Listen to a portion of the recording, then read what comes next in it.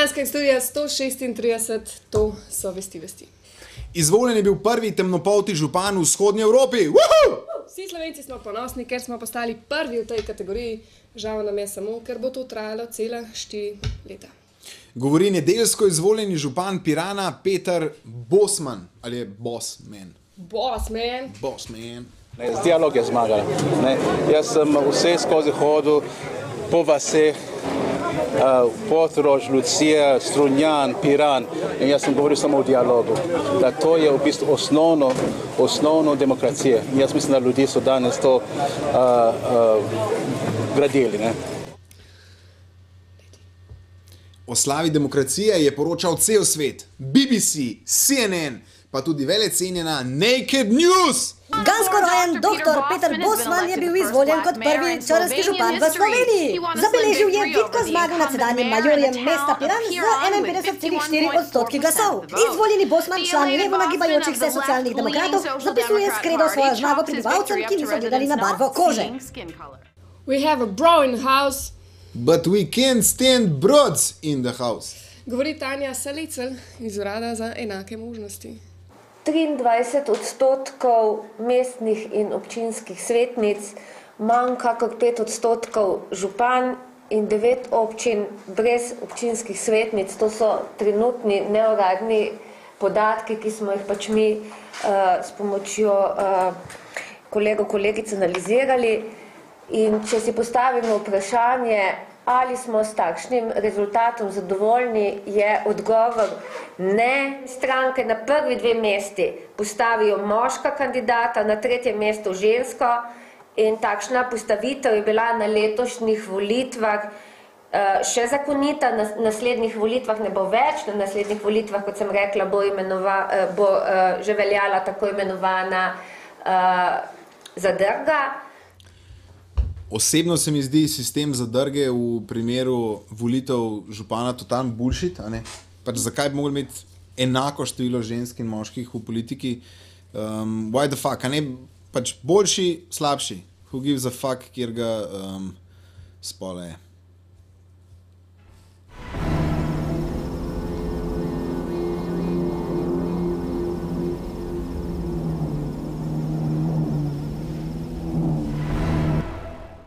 Ta teden so poslanci obravnavali 3 zakone, ki kličejo k referendumu.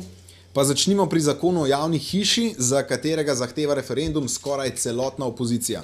Govori Aleksandar Zorn, SDS. Najavljamo referendum o zakonu o RTV Sloveniji. Ministrica za kulturo Majdo Širco. Referendum je potreben takrat, kadar dvomimo, da je zakon primeren. In druga stvar, sprememba zavoda RTV bo tako veliko stala. Vsaka nova pogodba, vsak nov način dela, vsako pogajanje, vsako odpuščanje, ki ga bo ogromno, vsako premeščanje del ljudi, ki to postalo tako veliko, da bo požrlo ogromen del naročnine in po mojih ocenah bo to mnogo več, kolikor stane referendum. Demokracija ni draga, temveč je predvsem zelo dragocena. In način, kako jo lahko upravljajo politiki, pa je lahko drag. Res je, referendum je pomemben inštrument demokracije, a hkrati se velja zavedati tudi, v kakšnih časih živimo. Tele referendumi ne, to bi se dali zdaj posodobiti. Konec koncev imamo Facebook, imamo internet, dajmo lepo gor in se odločimo na podlagi lajkov. Ja. Kolikrat je kdo kaj lajkov, to pač, veš. Ja. Pa unika nimajo Facebooka. Ja, unile se pa... Ja, jaz se strinjam s tabo, Ajda. Širca odgovarja tudi na očitke o komercializaciji RTV-ja. Se je na sedanjo komercializacijo RTV Slovenija opozarjalo že v preteklosti. Tako člani programskega sveta RTV Slovenija do nedavne sestavi so pa tudi ugledne osebnosti, pa tudi Nacionalni svet za kulturo. Vsi so opozarjali na problem zdajšnje komercializacije RTV Slovenija. Mi smo naredili vse, da bi javna RTV Slovenija postala dejansko javna. Vemo, da je s prejšnjim zakonom padala gledanost RTV Slovenija in da je padel tudi njen ugled. In verjemite, v dolgem, ne kratkem času, ne čez noč in ne z eno roko, smo si zelo prizadevali, da bi se ta ugled vrnil in da bi RTV Slovenija pridobila take okvire in možnosti dela, ki bi skrbeli za njen razvoj in za njen dober program. Predvsem pa program v interesu javnosti. In še drugi predlog za referendum. Ta teden so poslanci sprejeli tudi zakon o malem delu. Podpise za referendum zbira študentska organizacija Slovenije. Govori Aljoša Krdžič, predsednik ŠOU v Ljubljani. Glede na to, da je bil zakon o malem delu v tretjem branju potrjen, je zdaj nek 8-dnevni rok, da se državni svet odloči, a bo na zakon podal veto. Če veto ne bo podan, bo predsednik države po vsej verjetnosti zakon podpisal, kar je tudi njegova neka ustavna dolžnost. Je pa res, da študentska organizacija Slovenije ob pomoči ŠOU v Ljubljani bo zbirala podpise za referendumsko pobudo. Mogoče smo tukaj interesno na dveh poljih. Ne bomo zbirali podpisov za referendum, ker bi želeli na vsak način pokazati vladi, da nima prav. Podpise bomo zbirali zato, da bi lahko državljani v Republiki Sloveniji odločali o svoji usodi. Vedeti moramo, da zakon o malem delu ne vpliva samo na 115.000 študentov, ampak vpliva tudi na tistih 800.000 aktivnih oseb, se pravi vse zaposlene, ker to so starši teh študentov. Vpliva tudi na upokojence, ki so babice teh študentov in o tem mislim, da je to tak poseg v neko družbeno strukturo, da bi mogli državljani odločati. Predvsem z tega vidika podpiramo referendumsko pobudo.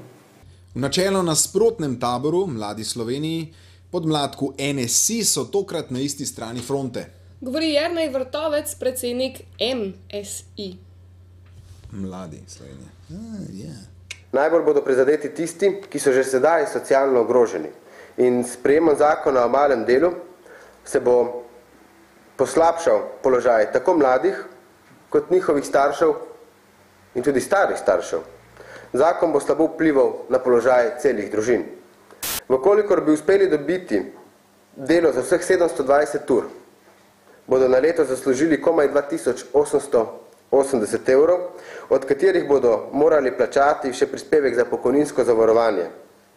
Res, da minister Svetlik enormno govori tako rekoč o 6000 evrih, ki lahko mladi zaslužijo, a logična matematika nam dejansko pokaže, da temu dejansko ne bo tako.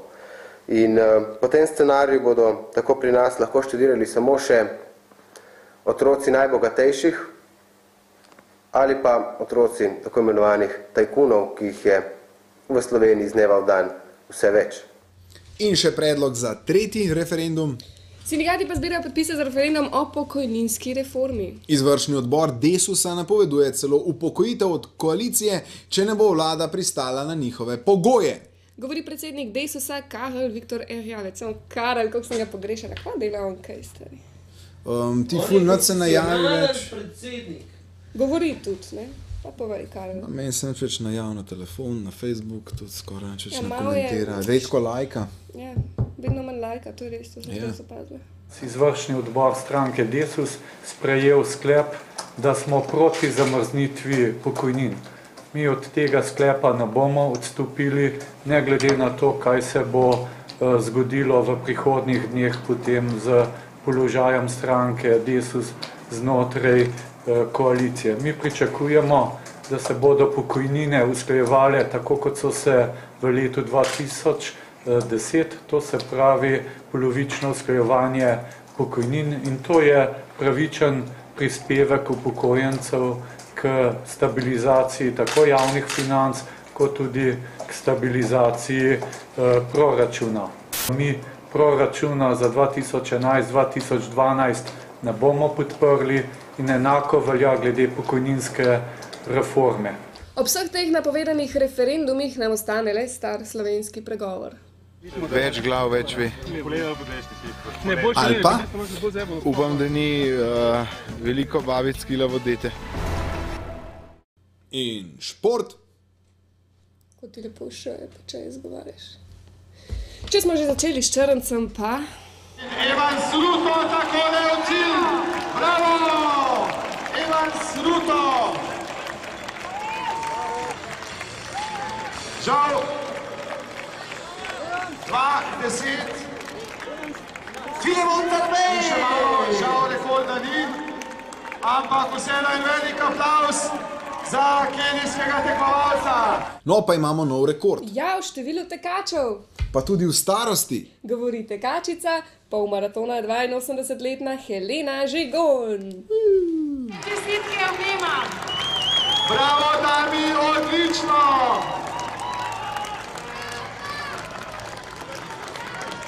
Kako vas lahko prepričamo, da se naslednjo leto vrnete?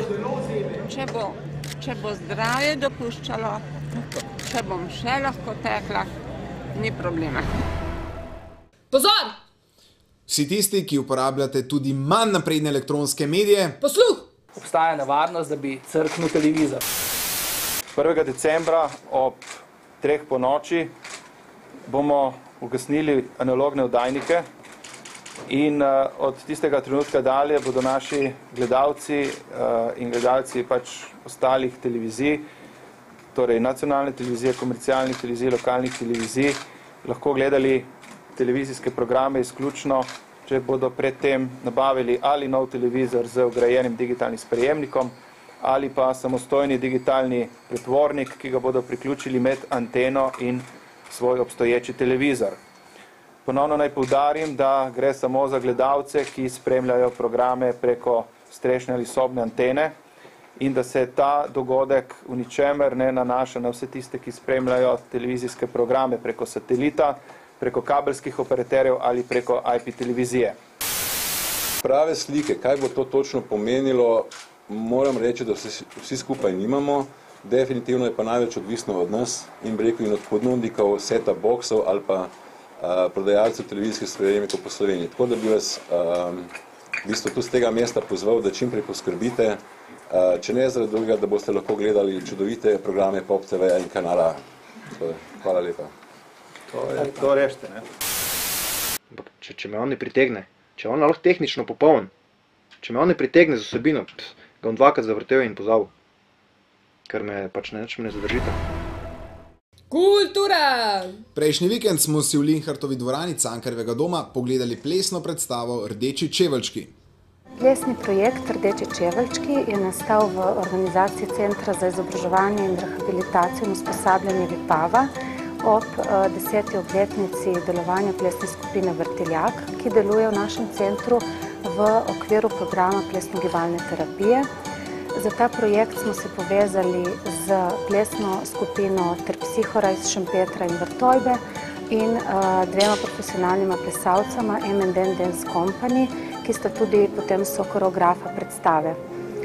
Nastja Bremec in Miha Urinja sta ta dva plesalca, ki sta pomagala tako pri koreografiji plesalcev in pri njunih koreografijah in potem pri naših skupnem plesnem gibanju po odru.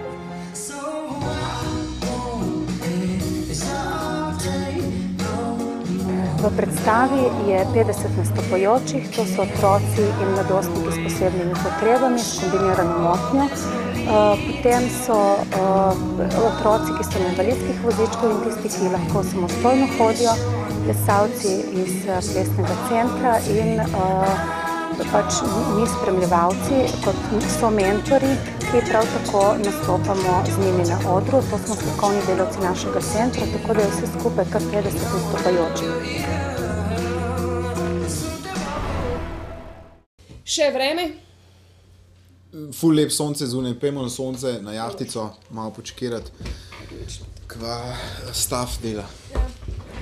Mislim, ne stav kot ljudje, ki so na jahti moji.